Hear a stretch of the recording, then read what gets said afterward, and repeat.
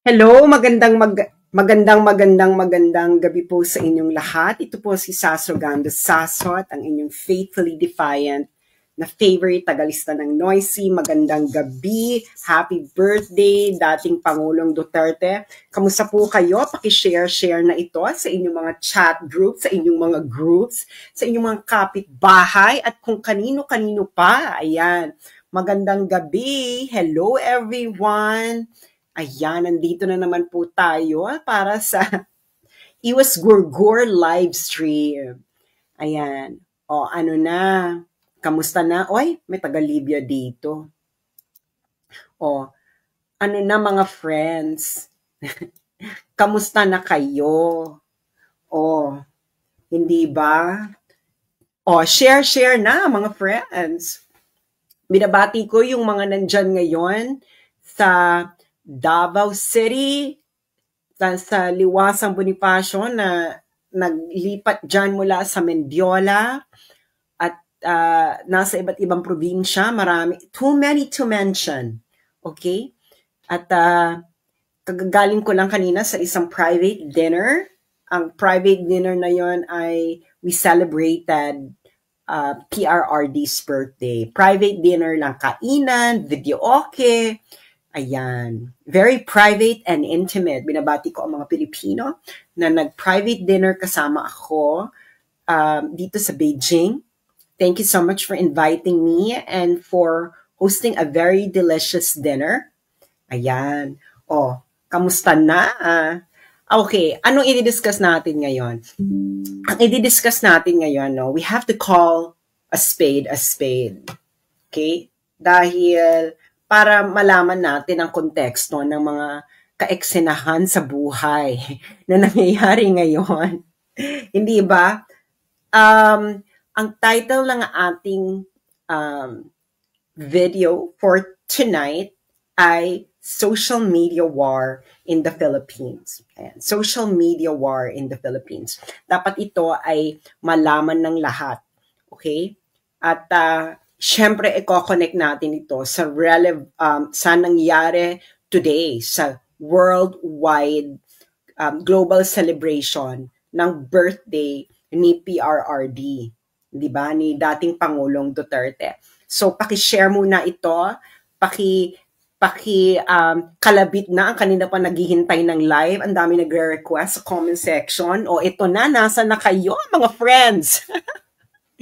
Okay. So ngayon, nakita nyo naman, grabe ang dagsa ng tao sa iba't ibang dako ng daigdig. Hindi ba? Ito nga nagulat ako, no? Papakita ko sa inyo kung hindi nyo pa ito nakikita.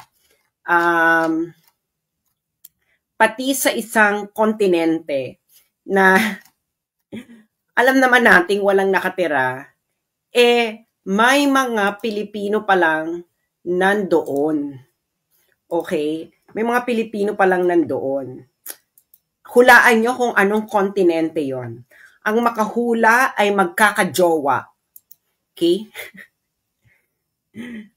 Ayan. Okay. So, yung mga hindi nakahula, bahala na kayo. Okay, so ito ay pinost ni Eldan Jardine Mabayo. Okay, palakihin natin si Eldan. Okay. Ito nakikita nyo, no? Dito niya, pinost niya to. Puntahan muna natin kung sino si Eldan. So, si Eldan ay, ano ba to? Mga seaman ba to or something? So, ayan, pinost nila. Hindi ko pa ma-verify kung bakit sila nandyan sa Antarctica. So, ito yung kinagulat ko, no? Pati sa Antarctica, may nag-celebrate ng birthday ni Digong. Ay, paalala lang po sa aking mga taga-subaybay, huwag po kayong magpapadala sa akin ng stars dahil hindi po sa akin yan nire-remit ng Meta. So, stop sending stars. Do not send stars. Okay. So, ito, ayan. So, nakita nyo, Solid Duterte from Antarctica, happy birthday, Tatay Diggs. Okay. So, nakita nyo naman, hindi ba? So, ayan. Ayan sila. I think mga seaman to, no? Or something like this. So, Antarctica. Ayan sila. Oh, may AFAM pa nakasama. So, ayan. So, as you can see, iba't ibang dako ng daigdig na na merong nag-celebrate ng birthday ni Tatay Diggs. So, syempre, nakakaloka yung nangyari sa Davao. Papakita ko lang yung nangyari sa Davao, no? I think nakita nyo na tong lahat, pero magandang ipaalala uli. Pakita natin yung picture. Okay. Picture. Yan.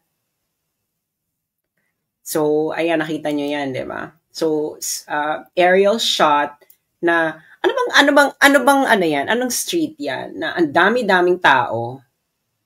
Di ba? So, sobrang dami. I don't know kung ilan yung tao. I don't know the count. Yung mga nakakaalam ng count, pakilagay na lang dyan. So madami talaga. Okay? Iba't ibang dako ng daigdig. Okay? Meron pang ito sa Quezon Boulevard sa Kidapawan. Ito, ang nag-report nito ay One TV. Okay? So sinabi, bumaha ng mga taos ang Quezon Boulevard sa Kidapawan City. Okay. Marami pa. It's too many to mention. I hope na may mag-compile ng mga ito. Okay? At makita natin. Ngayon, bakit ito connected sa social media war? Okay? Yung mga nagsasabing, dinimanda ka nito, ganyan. Hayaan nyo sila. Let them. Because meron talagang social media war. Okay? Anong ibig sabihin ko nito? Social media war. Etong Rappler, I discussed this earlier. Itong Rappler, nung January 16, 2025, nag-release sila ng article. Sabi nila, Duterte social media army very much alive, roars to defend embattled Sara Duterte. Okay? So ngayon, ang eksena nito, mas umuugong yung suporta kay Sara Duterte. Sa mga Duterte, of course, kaysa kay Marcos. And bakit concern ang Rappler doon? Oh well, alam niyo naman, Unipink. Unipink, hindi ba? So, ayan ang concern nila. Talagang nakikita nila na dominated ng Duterte supporters ang Facebook, lalo na ang Facebook and TikTok. Hindi ba? Yung Twitter, kakamping yung Twitter eh. Turf nila yan. Pero ang mga Pilipino kasi, ang ginagamit kasi ng mga Pilipino, Facebook and TikTok. Yaang dalawa ang number one. Okay? Pero wala pa rin makakatalo sa Facebook. Okay? YouTube, yeah, sure. Pero Facebook and TikTok, bongga. Pero gusto nilang makontrol yung Facebook. Why? Kasi ang Facebook kasi, hindi lang to video. Meron tong posts, no? Magsusulat ka, ganyan. And hindi nila to ma-dominate. Hindi sila maka-breakthrough. There is a social media war. And this is what it is all about. There is a social media war.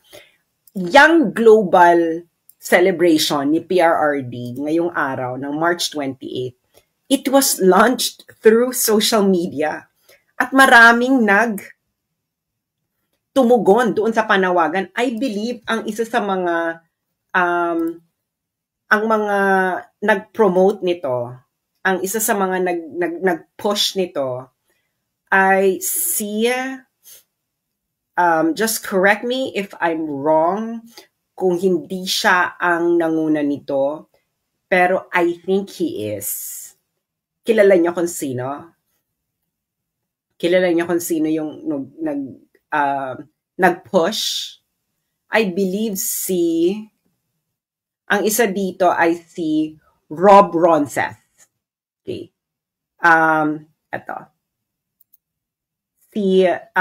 pakita ko muna yung Facebook ni Rob Ronces. Okay. Ito, si Rob Ronces. Si Rob Ronces ay neuroplastician. So he is a brain specialist. So siya yung isa sa mga nakuna niyan, si Rob Ronces. And yung mga Duterte supporters worldwide, ano dito sa call niya. Okay, I actually reposted this and a lot of e-groups also reposted it. And as we can see, no, grabe yung buhos ng mga tao. At ang nakakaloka dito, walang ayuda, walang hakot, walang artista, walang fake news. This is plain, raw power of the Duterte supporters. So, ngayon, because this is all social media, so makita natin ito yung video sa Davao, and grabe yung roar ng mga tao, and that was just in Davao City. That was just in Davao City. Ngayon, pilit nilang they are, of course, you know, no,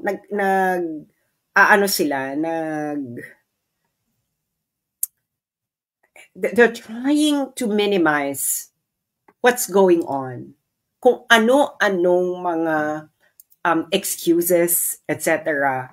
ng kabilang parlor sa nangyari ngayong araw na to. But the truth is, that's pinapatunayan na ang Duterte supporters, hindi po ito fake. Hindi po ito yung tinatawag ninyong troll farm. Kasi, baka kayo yung troll farm. Kasi, naalala po namin, na di ba may nakulong din naman sa inyo, mga kakamping, si De Lima. Bakit wala naman kayong ganyang global, worldwide celebration of birthday of Laila De Lima? Ilang beses nag-birthday si Laila De Lima. Wala rin, nung nahuli siya, dead ba din naman kayo? Wala naman kayong national, di ba? Iba't ibang cities na ganyang kadaming tao para mag-rally behind your hero or even for Maria Ressa. Hindi ba? So, alam na natin kung kanino ang suporta ng taong bayan. Now, merong isang aktivista, I don't know kung nasa Human Rights Watch pa rin siya. Sabi niya, hindi raw siya makapaniwala na he couldn't believe that Filipinos will be celebrating the birthday of a mass murderer. Ganyan ang kanyang ebas. Kanya may ebas-ebas niyang ganyan. Ang nakakaloka kasi dito, no, doon sa aktivista na yon, I believe his last name is Conde. Dumaan kasi yan sa wall call. So, ako naman ay napataas ang kilay. Parang, why can't you believe that a lot of Filipinos all over the world will celebrate it? Hindi ba? Nakalimutan niya ba to? Ha? Nakalimutan ba nila to? Nakalimutan ba nila yan? Na nang natapos ni President Duterte ang kanyang termino, according to the SWS, ang kanyang net satisfaction rating is plus 81. Inquirer pa, nireport pa ng Inquirer. Plus 81. Anong tawag nila dyan? Record high. Ibig sabihin, historic. So, bakit ka na-surprise na maraming may gusto kay President Duterte? Bumaba siya sa pwesto, plus 81 ang kanyang net satisfaction rating. This is unheard of. Kaya nga historic high Diba? Historic high. So, ngayon, bakit? So, sobrang pagdi-deny nyo kung ano na nang iniimbento ninyo. Kaya hindi kayo nagugustuhan ng masa the multitude isn't liking you because ini-impose ninyo yung version ninyo ng reality. No? Marami kayong, you have all these theories in mind, highfalutin words, motherhood statements. Pero why don't you come down to earth? Go down from your high horses. Para naman makita ninyo kung ano talagang nangyayari. Diba? Bakit mahal ng mga tao si Duterte? Pero kasi kayo, instead of telling the truth of the people, you are imposing your version of reality, thinking na yung version nyo ng, and the worst is, you're believing in your own propaganda. Kaya nga natatawa na lang yung mga tao sa inyo at nagagalit. Kasi, hindi kayo fair. Yan ang totoo. Bakit kung fair kayo, naging fair lang kayo, di sana hindi nagagalit sa inyo ang taong bayan ngayon. But the thing is, you're not fair. You are laughing at the people who don't eat the same table ninyo. Diba? Kayo ay puro na lang motherhood statements, ganito, ganyan, but you don't really understand the pulse of the people. Hindi ba? You don't really understand the Filipino people. You're imposing your own version of their reality. Now, bakit ko sinasabing naloloka sila sa social media war? As again, i-present ko tong Rappler, no? Rappler. So ito yung sinabi niya, January 16, 2025. Kasi naloloka sila kasi nga very much alive. Somewhere in this article, sinasabi nila na grabe yung social media supporters ni Duterte, and it's really Duterte dominated. Duterte supporters dominated ang Facebook and of course TikTok, and they cannot break through.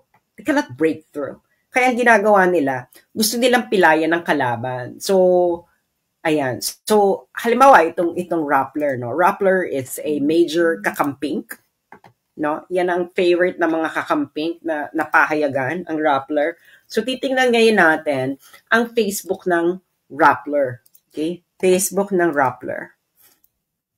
Para makita nyo talaga, you need to see the stark truth. So, pag makita mo yung Rappler, let me make this bigger. So, pag makita mo yung Rappler, meron siyang 5.6 million followers, ang Rappler. 5.6 million. Okay?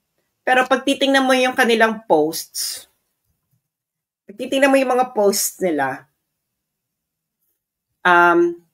ito 1 minute ago, walang like. Ito 3 minutes ago, 18 likes. 3 minutes. 4 minutes ago, 3 likes. 7 minutes ago, 4 likes. 11 minutes ago, 7 emojis, 14 emojis. Tingnan natin yung mas matagal. 1 hour ago, ang post niya, 90 reactions. Para makita nyo, 90 reactions. Diba? 1 hour ago, sports, 330 reactions. 1 hour ago, 2.5. Kaya lang to naging maraming reactions dahil sinong balita? Duterte. Okay? Ito, proclamation rally 1 hour ago, hindi about Duterte, 60 reactions. Okay? Ito, sports. Dapat ito, malaki ito dahil sports. 1 hour ago, 313 emojis. Ito, Davao City, Duterte. Okay? 62 reactions. Nagigets ninyo ba? About Lenny, despite heavy rain, Lenny, ang bagong team. Ano to? Ang bagong team, Naga? Okay, Unipink. Anyway, so 5.8 reactions. Okay, 5.8 reactions in 1 hour. Diba? Carry. Ayan, carry po, diba? So, ayan ang kanyang mga eksena. Ay, syempre, Unipink, no? 204. Anyway, so, pag makikita nyo, no? parang, if you have 5.8, if you have 5.8 million followers, bakit yung pang-reaction mo parang pang-ordinaryong Facebook profile? Okay? So, titingnan natin yung kanyang mga videos. Okay? Kanyang videos for today. So, ito, this is about Vico Soto. Vico Soto is just really famous. So, tingnan natin yung kanilang mga latest videos. So, March 28, 420 views, 311 views, ano pa ba? 1,000 views, okay? So, 607 views, 1.2 views, okay, 37.7 views, 6.7 views, 19.1 views, what else? Okay, 12.6 views, 26,000 views, 25.6 views, 39.1 views, 13 views. Tapos tingnan mo naman, meron siyang infighting seen among Duterte supporters. So, bakit kailangan mo i-report yan? Hindi ba? So, they really want to report something bad about the rally. That's all what they want to do. Kasi nga, pag wala silang mga ganyan, hindi sila magkakaroon ng views. Kita mo, pag Duterte lang talaga yung balita nila, ang dami nilang views. And of course, Vico Soto. Because, well, as of the moment, love ng mga tao si Vico Soto. Di ba? So, halimbawa ito, ang susunod na si Vic Soto announcing ng susunod na presidente ng Pilipinas ay si Vico, yung kanyang anak. Okay, fine. Bata pa si Vico. He's promising, but let's see. Hindi pa tapos ang bago pa lang siyang mayor. Anyway, so ngayon, so tingnan na, meron dito so that we can compare. So makikita niyo talaga yung social media war. Pero kung Rappler ang nag-endorse kay Vico Soto, parang alam na natin. Okay, so let's see. Halimbawa ito. Okay. So ito yung kanilang ginawang video. 56 seconds na nga lang. About yung final ni Shelo. So 3 days ago, 30,000 views lang. 30,000 views. Okay. Nakigets nyo, 30,000 views. Ngayon, meron din akong ginawang video niyan. In response doon sa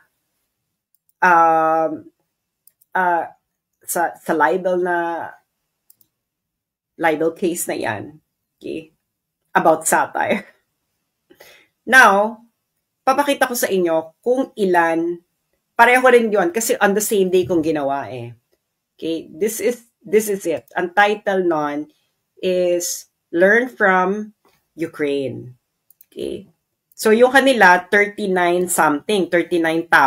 Sabihin na natin 40,000. I'm generous. Diba? So, ito, ilan yung views na nito? And it's 3 days ago. 3 days ago then. 3 days ago, learn from Ukraine. Ayan, learn from Ukraine. This is the response video. So, ako, yung response ko doon, 3 days ago, pareho din ng araw, 798,000. Yung kanila, 30,000. Nagigets ninyo? So there is a clear social media war. And everything that's going on is para mapilayan nila yung kalaban. And syempre, excited sila na pilayan ako. You know, actually, pilayan lahat ng Duterte-aligned bloggers. Kasi nga, this is all in preparation for the impeachment of Sara Duterte. Kasi gusto nilang i-dominate ang social media. At magagawa lang nila yon kung pipilayan talaga nila yung kanilang competition. Hindi ba? Tayo competition nila. Just admit it. no? Tigilan nyo na kami. You are a corporate media. And alam natin, ang corporate media, it needs audience in order for it to actually have sponsors. You actually need audience. But the thing is, kung i-benchmark kayo sa mga social media personalities, baka nga bumaba yung premium ninyo. Kasi ano naman point na mag-advertise sila sa inyo? Hindi ba? Kung maliit naman yung audience nyo as seen from your engagement. Now, speaking about engagement, I'm just gonna show you our latest metrics. Okay? Papakita ko lang sa inyo ang ating pinaka-latest na metrics. Kasi nga nagugulat din ako dito because I'm actually surprised. Okay? So ngayon, ito na ang ating latest 3-month metrics. Let's see. Okay. So ito yung number of views. Okay. This is now our 3-month views. This from December 29 to March 28. Okay. So ibig po sabihin po ng views, ito yung number of times na yung content ng aking profile has appeared on the newsfeed, diba? Pag magbubukas ka ng Facebook, pag kinlik mo yung home mo, makikita mo ng iba't ibang feed, no? So, for 3 months, ang aking Facebook, ang aking content ay nag-appear, nag-display sa feed ng nag-display sa feed ng 425,992,676 for the past 90 days. And previously, the past 90 days, so 180 days ago, 99 million.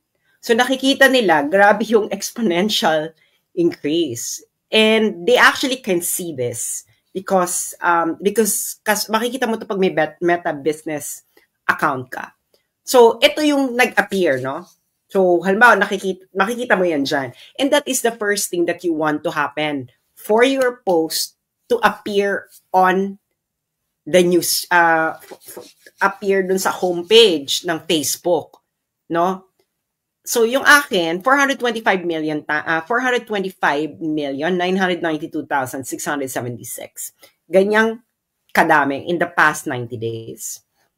Ngayon, syempre, pagkatapos, after dumaan sa feed nila, kasi feed creates awareness. Pag dumaan sa feed nila, ang gusto mo ay engagement. Ano yung engagement? Number of likes, shares, comments, reads, clicks. Yun yung clicks. Siyempre, pag kinlik mo yung see more, click yon. Okay? Number of reads. So, ilan na yung engagement ko in the past 90 days. Okay? So, ito na yung active. Hindi lang ito yung nag-appear. Okay? Meron na po tayo in the past 90 days, 62,681,223. And this is from previous 90 days. So, up siya ng 479.7%. So, ibig sabihin, nag-engage yung mga tao. No? So, hindi lang dumadaan basta-basta sa page. Nag-engage. They read, they comment, they post, they share, at kung ano-ano pa. And this is all organic. Dahil wala pa akong ginagastos para magpa-boost dahil mahal po 'yan, no? Kung may pera akong magpa-boost, hindi ko gagawin ito dahil mag-around the world na lang ako dahil mahal 'yan, no? Bumili na lang sana ako ng bahay at lupa. Kung gastusin ko lang 'yan para magpa-boost, no? So, and ang nakakaloka pa dito, yung metrics ko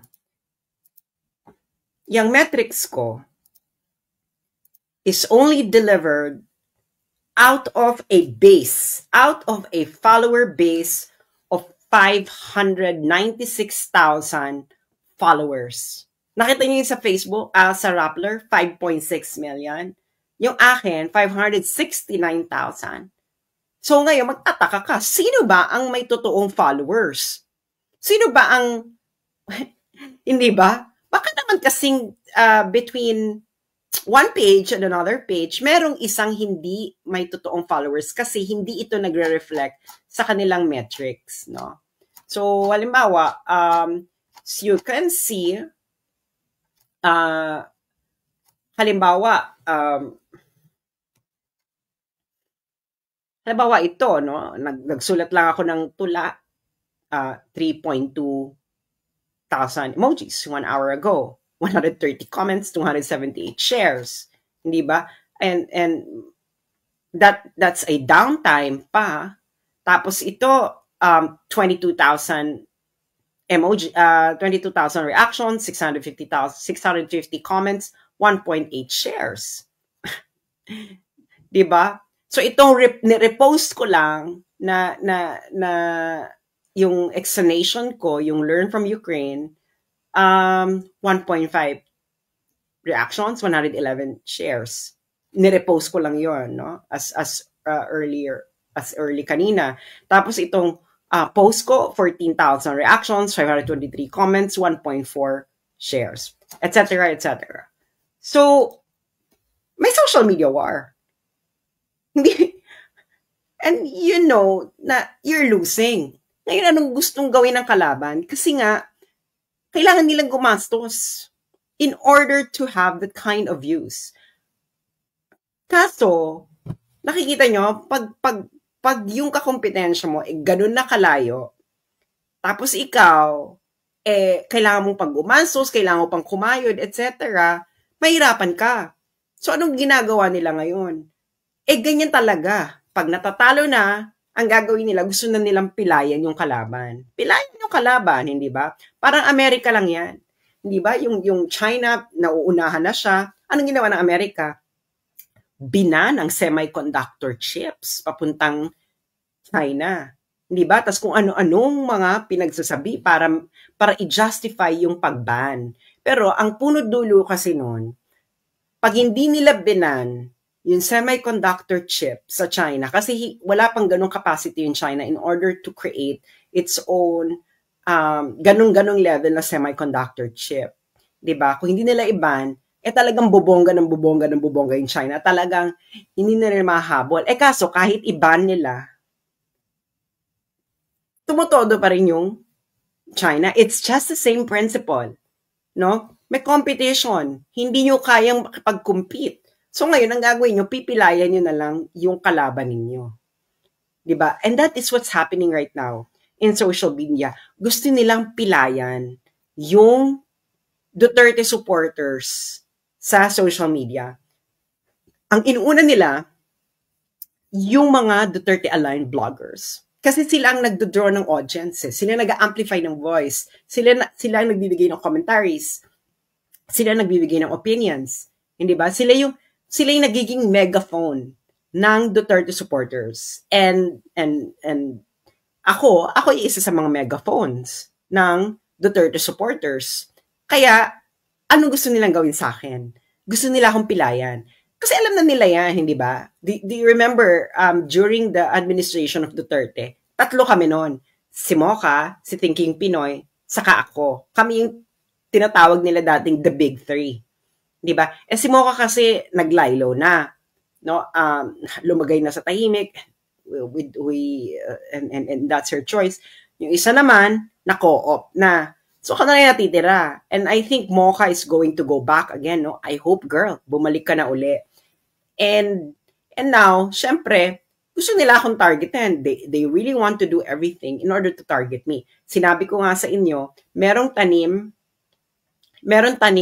inciting to sedition na pinapadala sa akin saka kay Maharlika. And of course, Maharlika is another huge media personality, pero ang kanya talagang audience sa YouTube. So, nakikita ninyo yung gusto nilang gawin. Di ba? Gusto nilang pilayan ang Duterte-aligned bloggers. Kasi pag tiningnan mo yung engagement ng kanilang bloggers, Wala talaga. They are not drawing audience. Baka nga pati sarili nilang mga kakamping, hindi sila pinapanood. Baka hindi sila pinapakinggan. Hindi sila ganon ka-engage. Kaya nga, kita mo ton, anong nangyari ngayong March 28? Itong March 28, pinakita na hindi na totoo ang supporters ni PRRD sa social media. Kasi itong March 28 na global worldwide celebration ng birthday ni Duterte, this is a social media driven movement. Nagegets ninyo?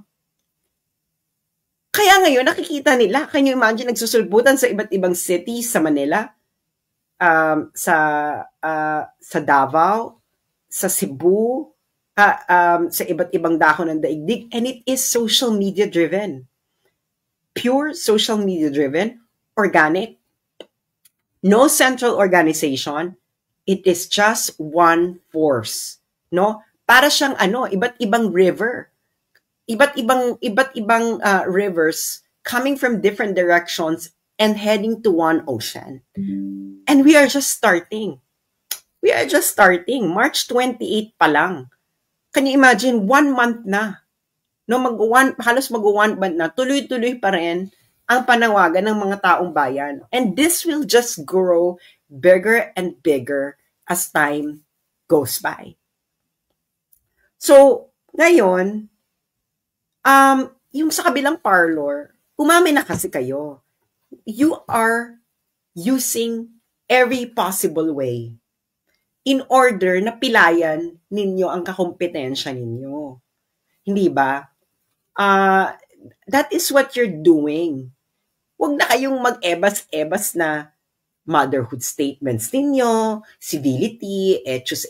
Hindi rin makayo civil sa online. Grabe nga kayo makapanlait ng mga tao eh. Hindi ba? Tapos pag na-resbakan kayo, na-barda back kayo, na-barda back to you kayo. Ang taray nun, no? Pag na-barda back to you kayo, ng mga inaalipusta ninyo, magagalit kayo, iiyak kayo bigla ang victim. Pero ang totoo niyan, hindi nyo kinakaya ang social media dahil nasanay kayo sa inyong sheltered lives. That is the truth to it. Diba? Na-bar the back to you. Diba? Bar the back to you. Diba? So ngayon, ayaw niyong lumaban na ng patas. Hindi ba? Kasi nga, pag sa patas na laban, talo kayo eh. Kasi sa social media, patas to eh. Mag-upload ka, magsalita ka. Everyone can do that. Hindi ba? Everyone can do that. Hindi mo may impluwensyahan ang Facebook, although some of you do that, di ba? Pinapa-down yung ibang pages, etc. Yung bago pa lang account ni Crisette, na-disable siya. I think it's gonna be permanently disabled. Why? Because they are banning her. Kakaiba yan. Parang mangyayari sa kanya ngayon yung nangyari kay Lorraine. Kaya nangyari kasi kay Lorraine, natanggal yung dati niyang Facebook, binan siya ng Facebook, and no matter kung anong gawin niya, pag siya ang maggagawa ng Facebook account, nababan kagad. And I believe it was because of what they requested for Facebook to do. Kaya nga ako, no, maybe they're trying to do it to my account. Maybe they will succeed, maybe they will not. Pero isa ko lang masasabi sa inyo.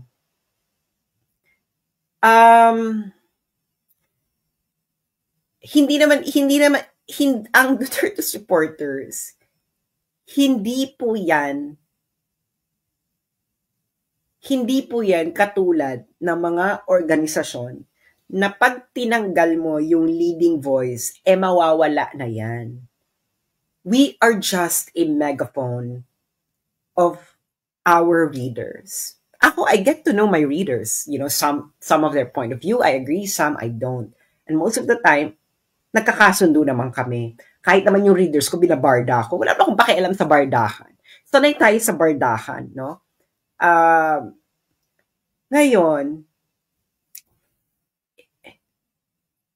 kung ayaw nyo pang i-recognize na there's a social media war and gusto nyong pilayan yung kalaban ninyo, kayong mga nasa kabilang parlor, ganyan ang gusto nyong gawin sa amin. Pilayan kami para kayo ang manguna. Well, always remember, yung readers namin, very active to. Kaya nga tumataas ang engagement namin eh. Kaya nga tumataas ang views because they're very active. Do you really think na pag tinanggal nyo kami, itong mga to ay lilipat sa inyo? I'm pretty sure gusto nyo itong mga lumipat sa inyo, di ba? Paano yan? Established na kami eh. Magti-10 years na. 2016 ako nagsimula, magto-2026 na. Established na. So kahit tanggalin nyo kami, itong mga to, good luck kung kayo ang pakikinggan. Hindi ba? Magagalit lang lalo sila sa inyo dahil alam nila kayo ang may kagagawan. Sino pa ba? Hindi ba? Sino pa ba? And instead, ang ginagawa nyo kasi, yung ginagawa ng mga Democrats sa US, yung nilalait yung mga supporters ng Republican, nilalait yung mga supporters ni Trump, akala ng mga Democrats sila na ang bonggang-bongga dahil sa sobrang lakas ng panlalait nila, tinatawag nilang BOBO, ang mga supporters ni Trump, tinatawag nilang STUPID. Kaya, tapos, syempre, dahil nga sobrang ingay, sobrang malakas manlait, sa sobrang at feeling ng mga Democrats sila ang cool, di ba? Yung ibang Trump supporters, tahimik na lang. Pag tinatanong sila kung sino sinusuportahan nila, sinasabi nila no comment, di sila mahilig sa politika. Pero true enough, supporters sila na Trump, hindi na lang nila sinasabi. So, ngayon, hindi ito nag-reflect. So, akala ngayon ng mga Democrats, ay wala nang supporters si Trump. Mananalo si Kamala Harris, maraming supporters si Kamala Harris kasi pag pumunta ka ng mga streets, maraming magsasabi ng Kamala, Kamala, Kamala. And then, anong ending? Nung election, Lot-Lot de Leon. Diba? Na Lot-Lot de Leon, na Lot-Lot and Friends. Si Kamala Harris. At naloka sila sa dami at lakas ng bumoto kay Donald Trump. Bakit nanalo si Donald Trump? Bakit? Kahit ganyan siya, kahit ayaw siya ng mga Democrats. Dahil si Donald Trump, sinasabi niya, konektado siya dun sa totoong issue, the real concerns ng taong bayan. Diba? Wala kasing motherhood statement si Donald Trump eh. He is very raw. He just say it what it is. Whether you like it him or not, that is his charm. Hindi ba? Hindi siya katulad ni Kamala Harris na paikot-ikot na motherhood statements, etc. na sawa na doon ng taong bayan. Ang gusto ng tao ngayon ay common sense. Hindi ba? Common sense. Diyan kayo natatalo kayo sa common sense. You know why? Because you live in a world of theories. But the people live in social reality. If the social reality of people do not match your theory, kahit gaano pa katamis, kalalim ang pinagsasabi mo, kung ang hugot niyan ay hindi hugot sa social reality ng mga tao, wala yang maniniwala. Dahil kapag ikay nagsasalita, diba? I think this was, ang nagsabi nito ay isang African leader. I can't remember if it's Nelson Mandela. Ang sabi niya, if you speak a language that people know, you will reach, parang you will be able to convince their brain, parang ganyan. But if you speak the language that people speak, you go straight to the heart. You appeal to the heart. And that's the most important thing that you should be able to connect to. Puso ng tao. Etong mga to, mga gumagamit ng social media na to, ito yung mga masa. Ito yung may nabubuhay sa realidad. Hindi ito nabubuhay sa teorya. Ito yung mga taong naglalakad sa streets. Ito yung mga taong sumasakay ng jeep, sumasakay ng taxi. Ito yung mga taong nagtatrabaho. Ito yung mga taong nag-aalaga ng bata, nagsusundo ng bata. Ito yung mga taong natatakot kung yung asawa nila makakauwi ba ng safe tuwing gabi. Ito yung mga tao na nag-worry kung yung nanay ba ng kanyang mga anak ay safe sa bahay kung wala yung tatay nila.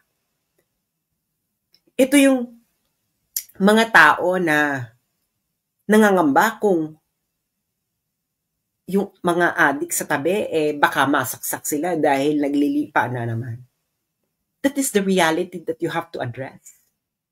No matter how much you know about theory, if your theory, napalis pa ko doon, no? If your theory doesn't address, okay, the heart, if your theory doesn't address the day-to-day reality of people, if your theory doesn't bear any witness to what people experience in their everyday lives, wala yan, hindi yan makikinig sa inyo. Kaya kagahiga nyo kami kapilayan, may susulpot at susulpot. Napapalit sa amin. Kung hindi man kami, meron pa. Because etong mga taong to, na nilalait ninyo, na ngayon ay nag-gather in celebration of Duterte, these are the very same people who made Duterte won in 2016 against your candidate.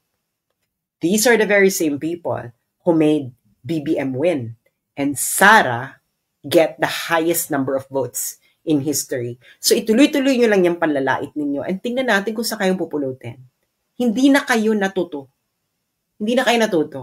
For 10 years, ganyan pa rin yung taktika ninyo, and you think that you will be able to achieve a different result? Or maybe you know that it will not get a different result. That's why now you are resorting to kneecapping your competition. Pipilayan nyo na lang yung competition ninyo. Iaharas ninyo, kunwari nasaktan kayo sa isang satirical post, ididemanda nyo yung etus para siraan, pero anong ending? Yung mga sinisiraan ninyo, lalong lumakas at lumawig ang boses. Kaya, tuloy-tuloy lang kami dito hanggang mapagod kayo dahil hindi kami mapapagod dahil alam namin na ang pinaglalaban namin ay para sa realidad ng bawat isang Pilipino sa pang-araw-araw nilang buhay. Kayo ang pinaglalaban niyo, teorya. Kami ang pinaglalaban namin, totoong buhay pang-araw-araw ng mga Pilipino. So, good luck na lang sa inyo. And, sige, ituloy niyo yan. Pero, keep denying that we are engaged in a social media war and that you're losing, then you will not be able to get what you want because ang nilalabanan nyo na reality at ayaw nyo tanggapin yung reality. That's a fatal mistake. Huge mistake. And baka lalo kayong mapasama sa taong bayan sa patuloy nyong pagpipilay sa mga kakompetensya ninyo sa social media. Yun lamang po at maraming salamat. And again, maraming salamat sa nag-participate sa global celebration ng birthday ni Pangulong Duterte. And tuloy-tuloy lang po tayo dahil, sanay na naman tayo dito, di ba? Kahit nung panahon ni Digong na nilalabanan natin itong mga mapagpanggap na mga ipokritong mga to. Hindi ba? So tuloy-tuloy lang tayo dahil wala naman nagbago. Mani na lang sa atin ito dahil nadanasan na natin. So maraming salamat and magandang gabi po sa inyong lahat. Thank you. This is for the motherland. I am